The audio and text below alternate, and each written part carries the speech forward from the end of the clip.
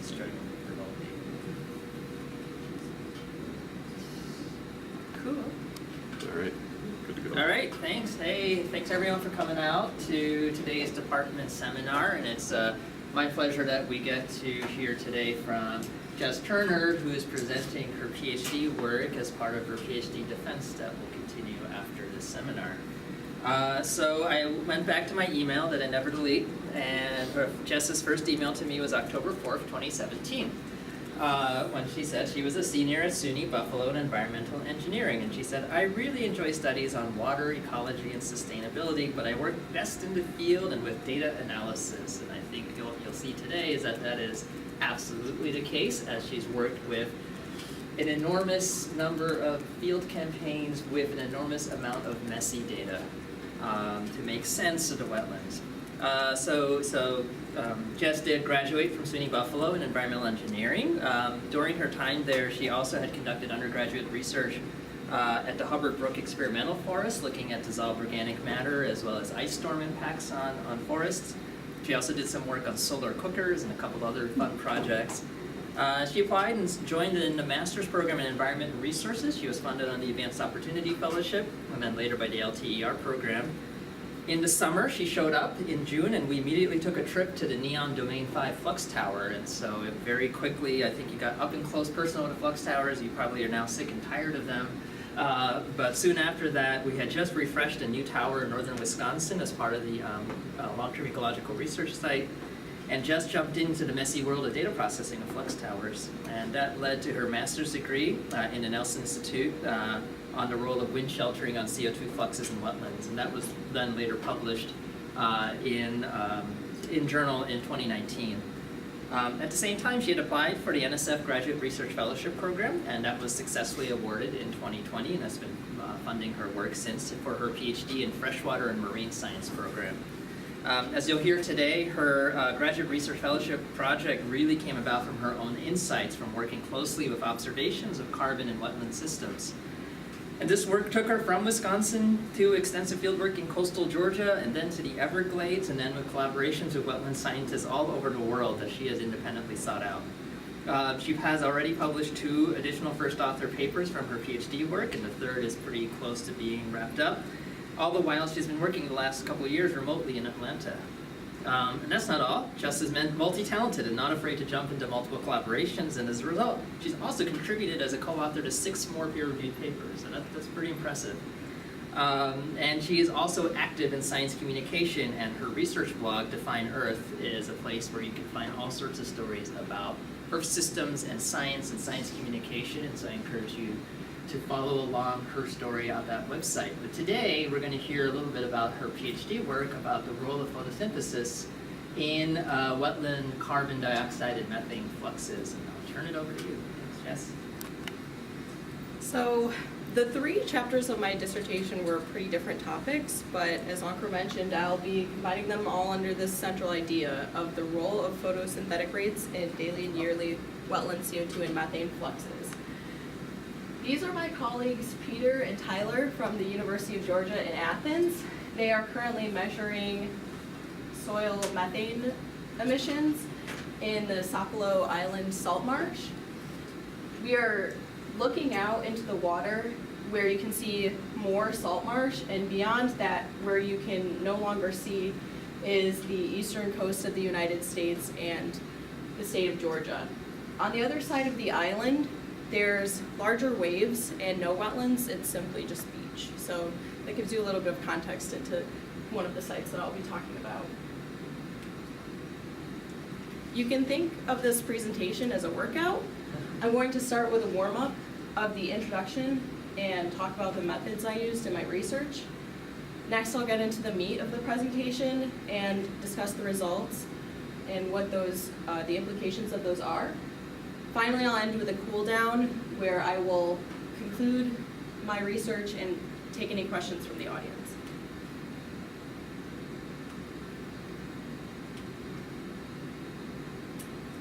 There were a lot of collaborators, and this is only a small group of the people who provided me feedback and helped form this research along the way. The first 5 people pictured here are my committee members who offered valuable insights on my dissertation work. Dr. Blackstock, who is now at the USDA in Arkansas, helped me build the sensors, which I'm going to be talking about later.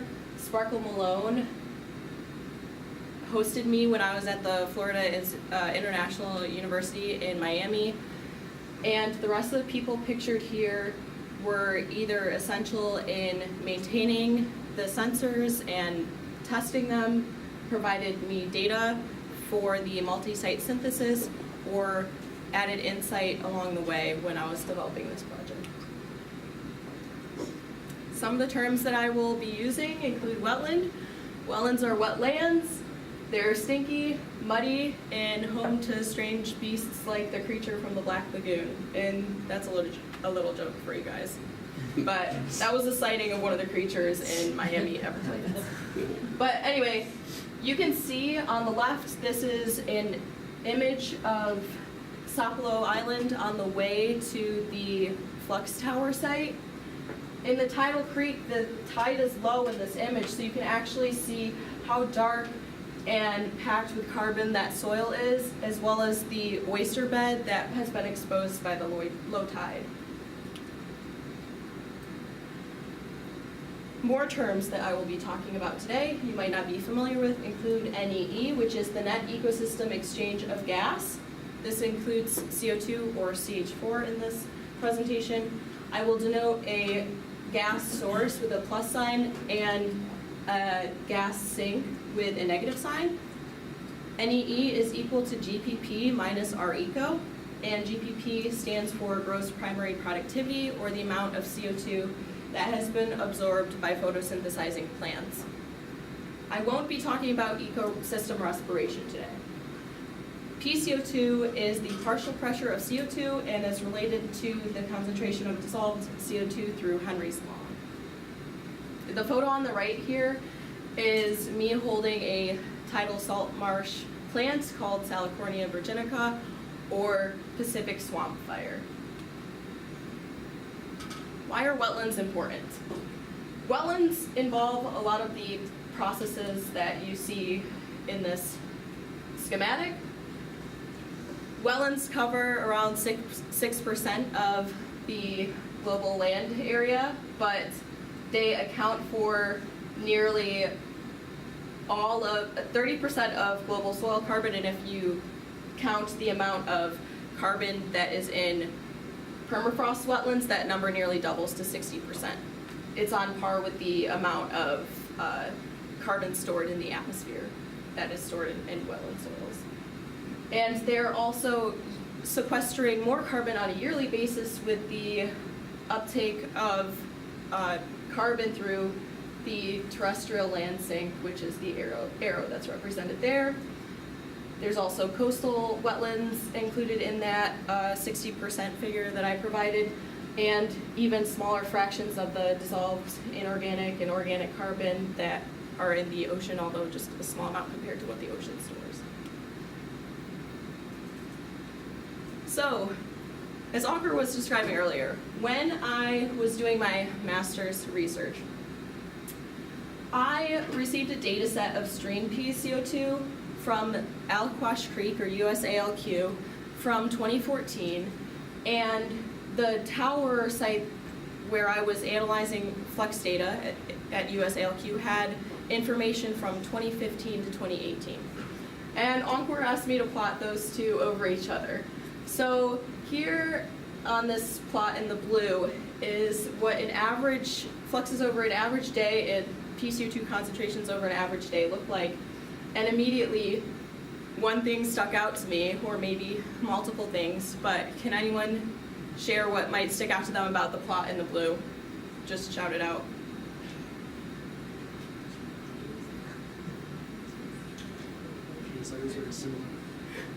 Yes, it looks very similar. And what Ankur said is, hey, there looks like there's a difference at nighttime as well. But yeah, to me, I was like, that looks so like the exact same daily cycle. This could be important because the aquatic CO2 probe used to measure the light blue triangles on the right costs less than 1/10 of what the eddy covariance flux tower systems cost. Not only could replacing or predicting NEE with measurements of PCO2 save scientists a lot of money, but also using a measurement alternative would increase the spatial resolution of land-atmosphere gas exchange data and allow the field to move forward a lot more quickly. So in 2020, I applied to study PCO2 as a proxy for NEE of CO2. And although the scope of the research changed a little bit since then, we were funded, and so that's the question that we set out to pursue. This is the Georgia Coastal Ecosystems Flux Tower, and I installed the CO2 lamp sensor on the back of the platform that you see there. The research questions I wanted to answer were, how do photosynthetic rates of plants influence the lateral and vertical components of CO2 and methane fluxes? I used GPP and NEE to represent the vertical component of flux and PCO2 to represent a lateral component of flux. I also wanted to know whether other environmental factors such as water table depth or temperature influence the relationship between those variables. Finally, I wanted to know what information lag times, if they existed, driven by plants would provide. Would we be able to use that information to improve lateral and vertical flux estimations? Or could we even reduce uncertainty of the wetland carbon sink? Through my research, I focused on the physical mechanism linking lateral and vertical gas exchange with photosynthetic uptake. I tried to link photosynthetic uptake to methane emissions through methanogenesis and photosynthetic uptake to PCO2 concentrations in surface and pore water via root respiration. I hypothesized that perhaps lag times between GPP and PCO2 will end up categorizing themselves by wetland type. My reasoning for this is that hydraulic residence times, or the amount of time it takes water to move through a wetland ecosystem, already aggregate by wetland type. In this table, I pulled from a lot of different literature sources, so I did not list them all here. But generally, as you go from tidal ecosystems to alpine, fens, bogs, and eventually pore water, the hydraulic residence time increases. So if you're thinking about CO2 in the water, it makes sense that maybe it'll follow the same pattern. The eddy covariance flux technique is one of the most popular techniques used for measuring gas exchange, and certainly one of the most popular in Encore's lab. It works the exact way that it sounds. Through the eddy covariance flux technique, you can calculate the covariance of fluctuations in vertical wind velocity using a sonic anemometer, which is pictured below, and it measures instantaneous wind speed using sound waves. You can use programs like EddyPro to calculate the fluxes from that, and it will also provide quality flags. This is something you could also do by hand if you really wanted to spend a lot of time doing calculations. Then you would pair that with sensors that measure the actual quantities of CO2, methane, water vapor, and heat to get the flux. So the sonic anemometer looks a lot like a robotic arm, and what it's doing is sending a ultrasound signal from a signal emitter to a signal receiver. And then from the amount of time it takes for that signal to go from one side of the sonic anemometer to the other, you can calculate the wind speed. The dissolved CO2 low-cost Arduino monitoring platform, or the CO2 lamp, is the instrument that was developed by Dr. Blackstock, who I mentioned earlier. It uses an infrared gas analyzer waterproofed for use in air, soil, and water. It literally takes the CO2 sensor that a lot of people have been using to determine their potential COVID exposure in indoor air, and we waterproof it using a head gasket material that you might find in your vehicle. It has been previously tested in a cave and experimental watershed in Arkansas by Dr. Blackstock. And alternatives to the dissolved CO2 sensor are using gas chromatography with flame ionization detection, or GCFID, and isotope ratio mass spectrometry. In that instance, you would be taking discrete samples or grab samples and then taking them back to the lab to measure the dissolved CO2 concentrations. Finally, carbonate equilibria estimations can be made using the total alkalinity and pH to estimate dissolved CO2 concentrations, but this method has high uncertainty in non-open water environments and is frequently overestimated in inland waters, so I won't be including any sites that use the carbonate equilibria technique in my multi-site synthesis. With the research funds that I secured, I purchased 2 CO2 lamps, built one myself, and I repaired them as they broke down and as they needed. They were tested for accuracy in the lab using a 0 CO2 concentration nitrogen gas and in a standardized CO2 concentration by Jonathan Tom. Thank you, Jonathan. And then I installed them in Florida and Georgia.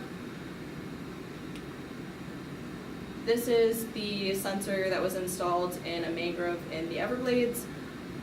I'm trying to show here that the sensor is out of the water and secured to a boardwalk so that the electrical components recording the data don't get ruined. And then the sensor, which is waterproof, can hang down into the water, and that is the waterproof surface or head gasket material that I was talking about earlier. As you can see, the water in the Everglades is very clear, so biofouling wasn't that much of a problem at this site compared to Sapelo Island in Georgia. There are a lot of gaps in eddy covariance flux data for a variety of reasons. Sometimes it could be a power outage due to inclement weather. It can be trees falling on your equipment. There can be dust on your sensors, or bird poop, or even snakes. In order to get rid of those gaps or fill those gaps, we use a technique called marginal distribution sampling. This is a window-based technique that looks at times where there were similar environmental conditions to when you have missing data, and it fills in those missing time periods with the data from similar days. However, a recent study found that MDS systematically overestimates CO2 emissions and underestimates CO2 sinks in northern latitudes. Unfortunately, this publication literally just came out, so I wasn't able to use the new modified MDS technique on my own data. I then used daytime-based flux partitioning to separate NEE of CO2 into GPP in RECO. I used the same method across sites for consistency, but we do have a in-house flux partitioning technique that we typically use at our own sites in northern Wisconsin. And as far as I understand, different sites will have their own in-house techniques that work best for those sites. Once I had my data, I used spectral and signal analysis to find relationships and determine the strength of those relationships. One of the signal analysis techniques I used was step-by-step lagged correlation, as it is described in Rinne et al. 2018. This is a concept that confuses some people, so I drew it out in Microsoft Paint. And instead of having CO2 data sets, I used color blocks and I tried to add symbols so that they're colorblind friendly. But imagine you have 2 variables you know should be physically related, like air temperature and methane emissions. But when you calculate the correlation coefficient at 0 lags, you get 0. You say, okay, that's weird. I know these 2 things are related, so I'm going to move the second data set forward 1 and recalculate correlation coefficient. When you do that, you get a correlation coefficient of 0.5 at 1 lag. Okay, you're starting to see a pattern emerge now, and you think that maybe you should move it forward 1 more time step. Finally, at 2 lags, you recalculate your correlation coefficient, and you get a correlation coefficient of 1.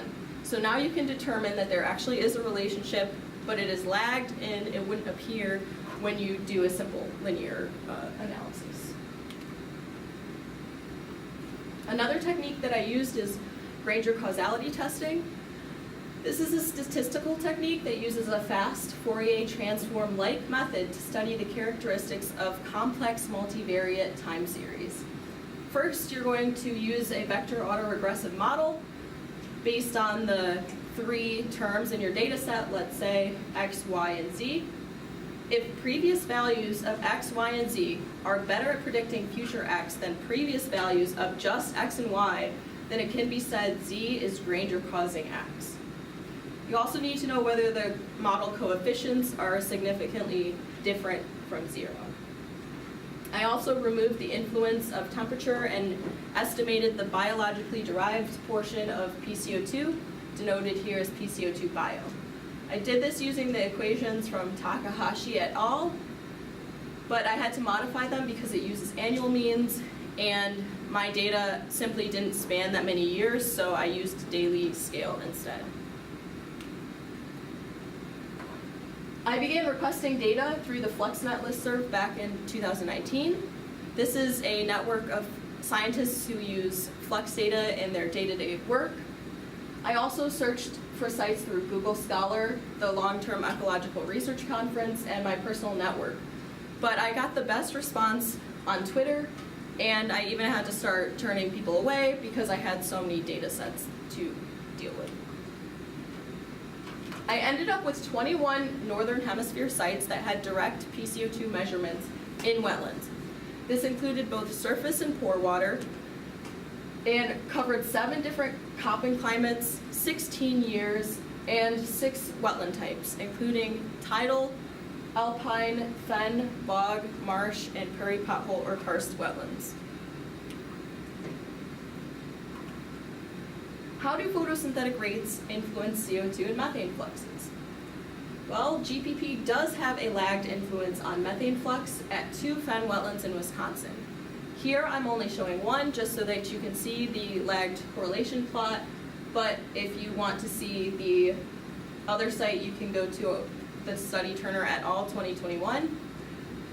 As you can see, around 25 days, there's a peak correlation between GPP and methane flux. When you remove the influence of temperature, which is the normalized line, which is like a darker pink, that relationship is significantly different. The lag influence was weaker and more delayed in the historically wet year of 2019 than the following drier year of 2020 at both sites.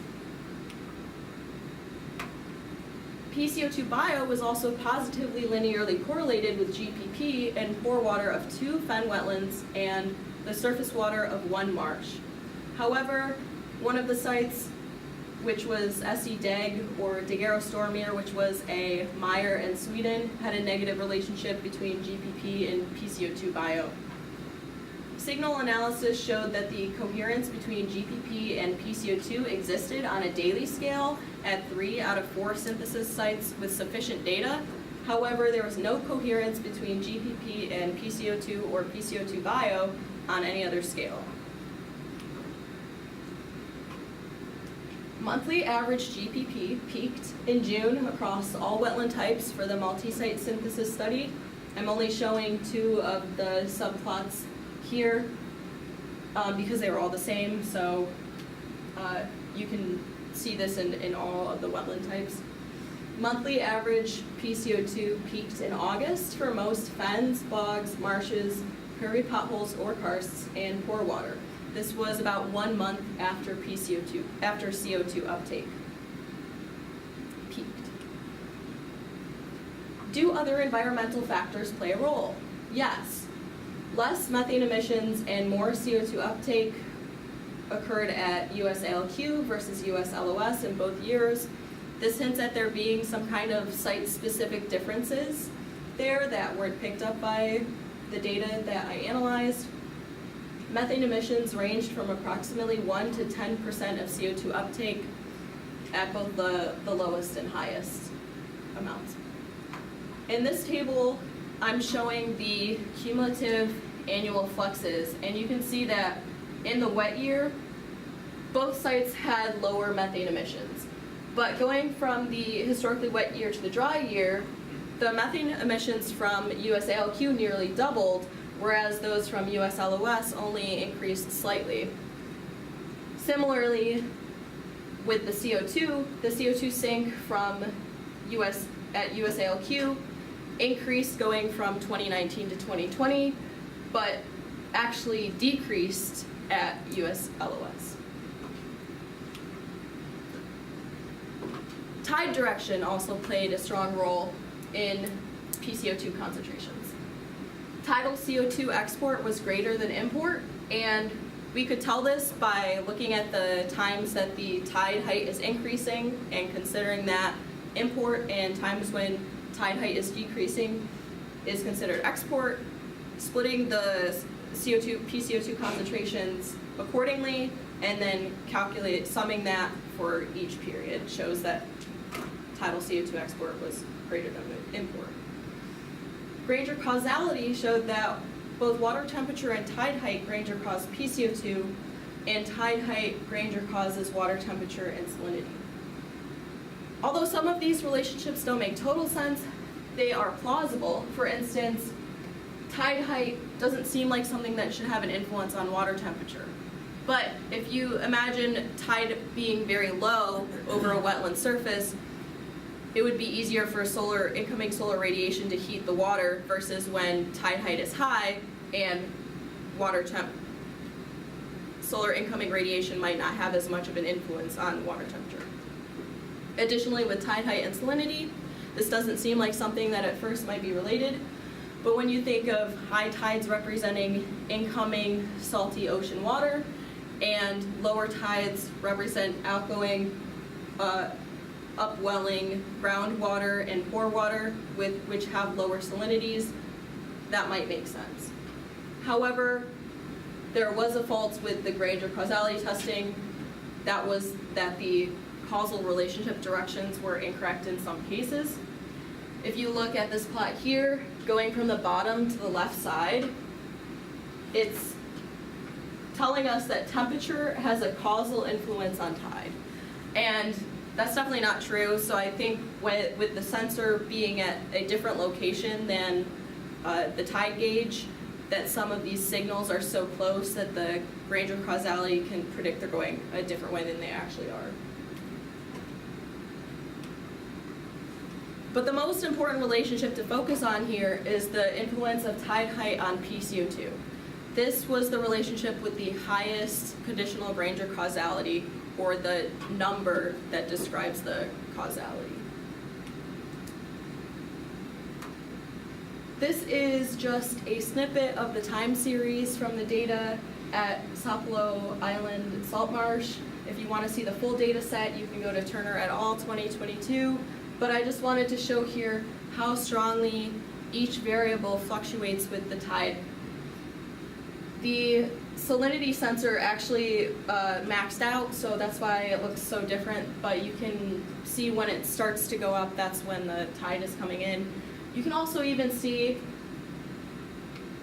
if you look very closely, this is when the tide is coming in and the CO2 concentrations are lower in the water, and then as they're going out, you get these weird peaks like that.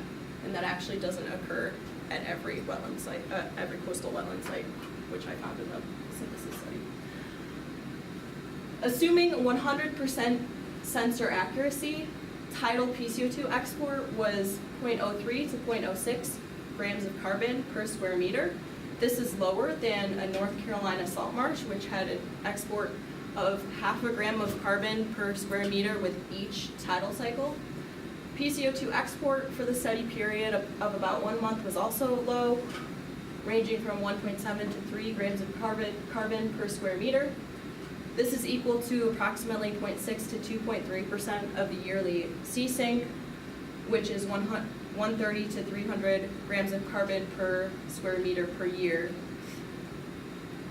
It's important to keep in mind, though, that this study period occurred during the most productive time of the year. So it probably represents a maximum compared to some of the colder winter months when the salt marsh is less productive. And the monthly PCO2 export was much lower than a Massachusetts salt marsh, which exported as much as 30 grams of carbon per square meter in the month of July. It also seems that where the PCO2 is being measured in the wetland plays a role, because if you're measuring pore water, you should expect concentrations in order of magnitude higher than PCO2 in surface water. Wetland type will also influence daily average PCO2, but not annual average PCO2. Prairie potholes and karsts were similar, and tidal wetlands and marshes were statistically similar. This makes sense because prairie potholes or karsts and bogs have very similar hydrology, and in our study, our one freshwater marsh was an impounded marsh that, if it wasn't impounded, would currently be underwater. So that the fact that it has a lot of similarities to a tidal wetland makes sense.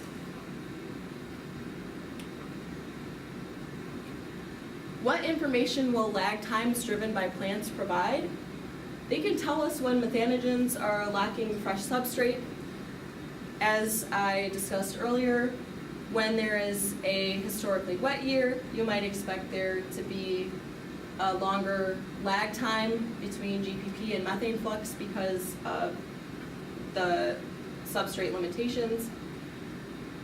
You could also determine from lag times the specific drivers at different sites. For instance, the alpine site was different than all other wetland types in terms of its monthly average PCO2 concentrations, because PCO2 peaked much earlier than the peak photosynthetic CO2 uptake. And this aligned really well with the timing of snowmelt.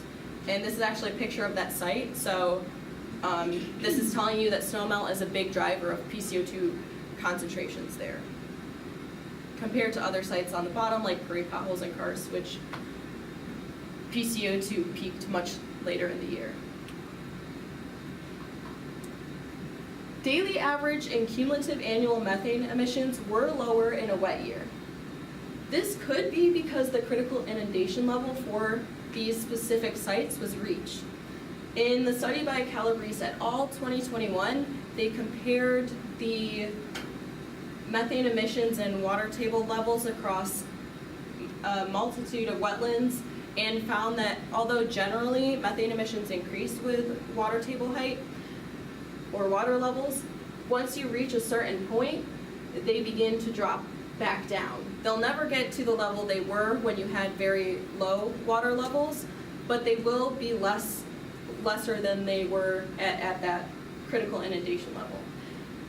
And this can change depending on the specific site. So that is one potential thing that could have happened, leading to the lower methane emissions in the northern Wisconsin wetlands. Another study by Ongor found that during long, warm growing seasons, there were actually lower methane emissions by approximately 28% at a landscape level tall tower in the same region. So this is telling us that maybe it doesn't matter whether you have super high water levels or whether you have long, warm growing seasons, but perhaps there is something about environmental extremes themselves that are leading to lower cumulative annual methane fluxes. Although the GPP methane flux lag time was an interesting finding, it was not unique. This has been noted in 83% of global freshwater wetlands, and GPP has been found to lead methane emissions by approximately 20.7 days. Water table depth also had a shorter lag correlation with methane emissions than GPP, which hints at the fact that methanogens are responding to water table depth. They just simply don't have the substrates needed to respond to GPP or to keep methanogizing. Monthly average water table depth and methane emissions were only related in the historically wet year. Previous years have been analyzed for a relationship and nothing was found in Pugh et al. 2018 at the same site. Air temperature, and this makes sense because air temperature controls methane emissions when water table depth variability is low, and when Air temperature variability is low. Water table depth controls methane emissions. Although it doesn't make sense that wetlands would be responding negatively to high water table levels, given that they're evolutionarily adapted to those kinds of stressful and anaerobic conditions, high water tables can have negative impacts, even in wetlands. Studies have shown that high water table levels can reduce seedling establishment, growth, and survival, and cause root oxygen deprivation, and lead to higher CO2 storage within the plant tissues. The CO2 lamp successfully measured tidal influence on PCO2. This is what it looked like at the end of the deployment, so lots of mud everywhere. The manufacturer provided uncertainty. Atmospheric CO2 concentrations and tide gauge location did have a large influence on our estimates of lateral PCO2 export. However, field measurements were likely more accurate than the manufacturer provided uncertainty, because after lab testing there was negligible drift. More thorough reference measurements for better sensor accuracy would help for better sensor accuracy estimates. Mismatched peaks in salinity and PCO2 hinted that residual moisture was likely left on the sensor in between tidal cycles. And there was a small but negligible drift of turbidity and PCO2, which hints at fouling being on the sensor surface. Given the image I showed you earlier, it makes sense. It's a very muddy coastal wetland. Some ways to improve lateral PCO2 estimates would be to have a co-located tide gauge along with your PCO2 sensor and clean more frequently. Instead of using tide gauge measurements, you could also have measurements of groundwater or overland flow, which are not captured by a tide gauge. You could do this using a fixed acoustic Doppler current profiler or particle tracking velocity using video. I experienced a lot of technical limitations during my field work. I learned that shipping and tides can loosen wires. The head gasket material, although it was waterproof, was not vapor-proof, so vapors got into the electrical equipment and corroded the sensor over time. There were also some analytical limitations to this work. With the sites that were in the multi-site synthesis, a lot of sites had different collection methods, frequencies, duration of study, and different ancillary variables they collected. There were also no wetlands in the study from the southern hemisphere, despite South America containing the largest continental wetland surface area. Hydraulic residence time did appear to influence PCO2. You can tell because daily average PCO2 increases as you go from tidal ecosystems to fens, bogs, and pore water. However, you would need site-specific hydraulic residence times in order to confirm that fact.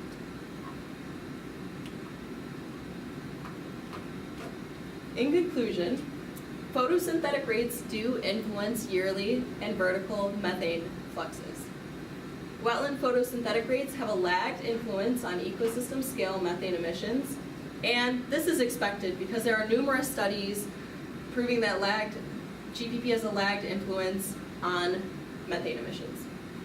However, photosynthetic rates do not consistently influence daily lateral PCO2.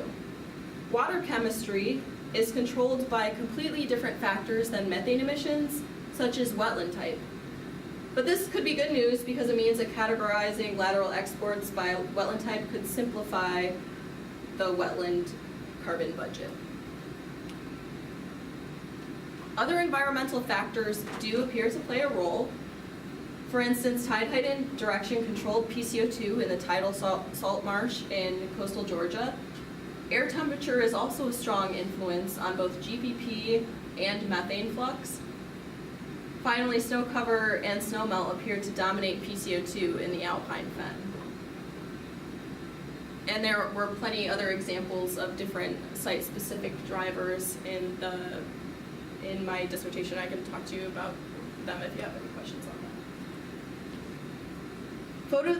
Photosynthetically driven lag times still provide valuable information despite the hypothesis that they should be related to PCO2 and methane emissions being proved wrong. Hydrological restoration needs to be more complex than a one-time increase in wetland water table levels. Although there is this critical inundation level at which the methane emissions will start to decline, if it means that they're declining because you're restricting GPP, there might be a negative influence there, and you might be restricting microbial health. The lag time between GPP and methane flux, or PCO2, likely will not allow post hoc tracing of wetland carbon. This is because, although it does exist at some sites, it is so variable from year to year and outweighed by noise and the influence of so many other environmental factors that it's just not consistent enough to try and use it to predict or trace carbon emissions. Lag time driven by plants provide insights to site-specific drivers of gas emissions and can inform climate models. The ANOVA testing showed that a singular estimate of wetland PCO2 and surface and pore water could probably be used in models operating at a yearly resolution, since there's really no differences across wetland types on that scale.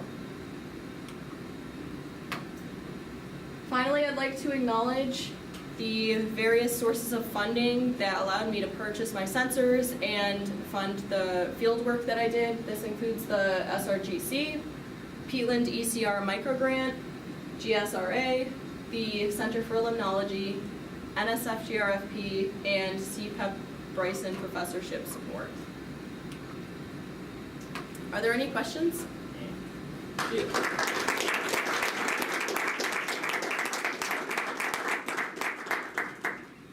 Lots of thoughts on wetlands. Any questions from the audience here?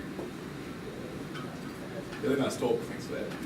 At the end you made the point that there were no sites in the Southern Hemisphere. Is there anything that would stop you from extrapolating your conclusions globally? Would plant type or anything cause concern to say that these also apply to everything else in the world except for, apart from? I don't see why they wouldn't apply to the Southern Hemisphere. And I tried to discuss the PCO2 concentrations and wetlands from the Southern Hemisphere in my dissertation. They're on the high end of what we see. They're not outlandishly high, but the concentrations are at the highest end of some of the wetlands that were included in the multi-site synthesis. The issue was simply that there weren't any sites that had continuously measured the PCO2 concentrations. This is changing though, because I know of one scientist who I believe they have measurements in the Pantanal that they're working on publishing. So hopefully this is something that will change. Questions, please?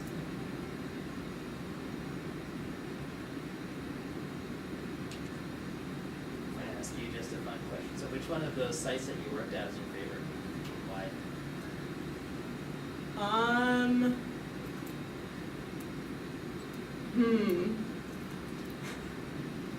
Hard to say. I liked the scenery at Sapelo Island. And there's some stuff that you don't know until you're actually in a coastal wetland. Like the noise and the sound is completely different. That's one thing I wish I could have presented today, was the soundscape. You can actually hear the mussels opening and closing in the mud. They're like, and you can also hear the water trickling up through the pores of the soil pores as well. So even if you don't see water, you're hearing it all the time. And it smells very uniquely. Okay, sorry. I have a couple of naive questions because I'm not familiar with wetlands, and they are like, do they ever dry up, or in other words, is there any seasonal thing you notice in all of their locations which might affect the results on an annual scale, and the other one would be, do surface runoffs play a role in this thing or not, like sediments with the surface runoff? Yeah, so the Sapelo Island salt marsh never dries up. And the Everglades site, I was told that the water sometimes is below surface level, but with my own two eyes, I had never seen it during the entire time I was there go below the surface of the, it stayed around like maybe 10 centimeters the entire summer. As for like the fen wetlands in northern Wisconsin, they do go below surface quite frequently. I think only like in fall, like late summer, there's usually surface water. And for things like Loch Vale, the alpine wetland, I notice it is largely driven by the stream coming from the Rocky Mountain itself, but I haven't visited the wetland, and there honestly hasn't been research there on the whole ecosystem's emissions since like 1996. So I'm not sure what it's like now, or if that has even been studied, because it's such a harsh environment that there's not a lot of scientists that do go up there, especially in the winter months. As for the flow of sediment, it's hard to say like what the influence of sediment can be, because when there was biofouling on the sensor, it tended to increase the CO2 or create like erratic CO2 measurements. So it depends on like what kind of microbes are in the sediment to whether they're producing methane or whether they're producing CO2, because there are actually, despite wetlands typically having a lot of methanogens, there are actually microbes of all sorts. It's just that the methanogens typically dominate. So it really depends on the microbes at that specific site. Anything else from our audience? From the front, yes, sir. Were any of the wetlands in your data set like restored wetlands or artificially created wetlands, or if not, how do you think that might affect your results? So I think there were like 3 or 4 restored wetlands. The bog in Canada was mined for peat, like back in the 50s. There was also a bog in the UK, which had been similarly mined for peat, but more recently. And then the impounded freshwater marsh along the coast of California. I don't know if it can really be defined as restored. I think it might have been used for like farming, but it's more of like the fact that it's being saved from the rising sea than anything else. And I do think that affects the CO2 emissions. I'm not sure how for the restored wetlands, especially with the damage having occurred so long ago. But for the tidally impounded, or the non-tidal impounded freshwater coastal marsh,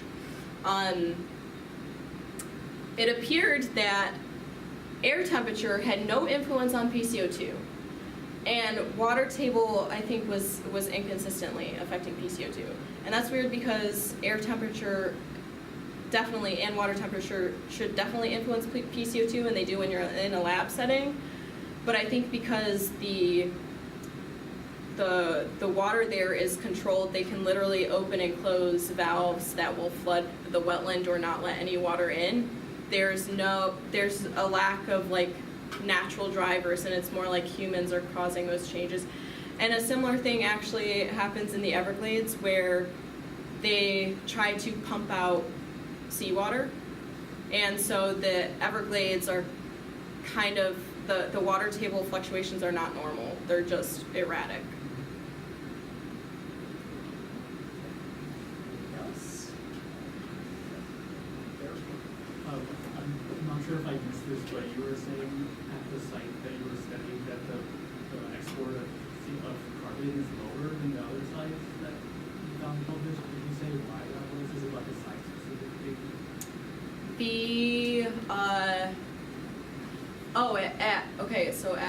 At the Georgia coastal ecosystem. I think one of the sites that I had like compared to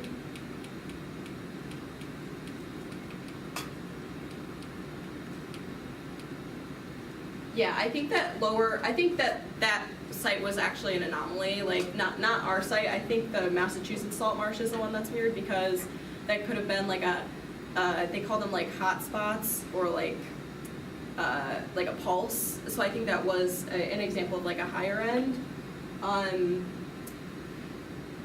And with the North Carolina salt marsh, some of the like our high end estimates when I did like a Monte Carlo style simulation actually aligned better with that.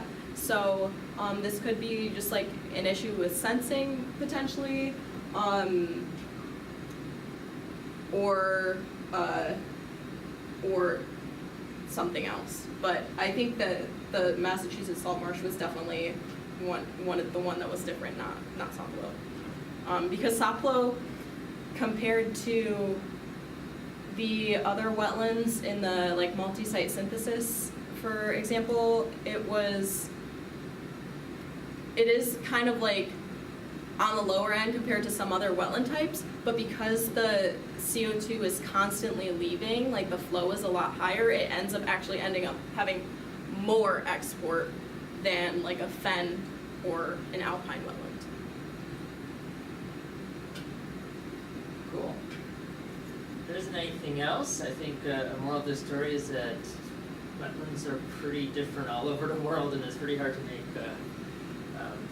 clear ways to improve the Earth system, but I think you've gone as far as you could with some of the measurements made. It's really fascinating just to see all of the different dynamics occurring in each of these systems. And so thank you for all of that work, and let's give Jess another hand for